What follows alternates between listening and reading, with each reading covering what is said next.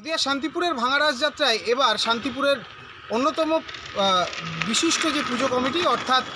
যেটা পটেশ্বরী মাতা অর্থাৎ পটেশ্বরী কালীমাতা পুজো কমিটির পক্ষ থেকে শোভাযাত্রাতে তৃণমূল সাংসদ তথা তৃণমূলের সেকেন্ড ইন কমান্ড অভিষেক বন্দ্যোপাধ্যায়ের জন্মদিন উপলক্ষে বিশেষ ট্যাবলো এবং রাস্তায় অর্থাৎ রাজপথে শোভাযাত্রার মধ্যেই কেক কেটে জন্মদিন সেলিব্রেশন করা হলো। এ বিষয়ে ক্লাবের যিনি দায়িত্বে রয়েছেন অর্থাৎ যিনি ক্লাবের সম্পাদক তিনি জানাচ্ছেন,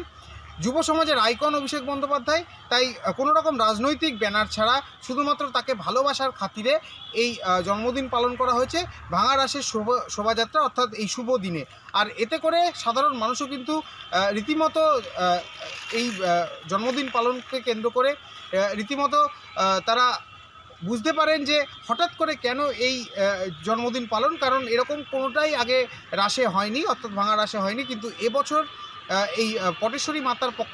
পুজো কমিটির পক্ষ থেকে এই জন্মদিন পালন করা হয়েছে এবং নদিয়ার শান্তিপুরবাসী তা কিন্তু সর্বসমক্ষে দেখে রীতিমতো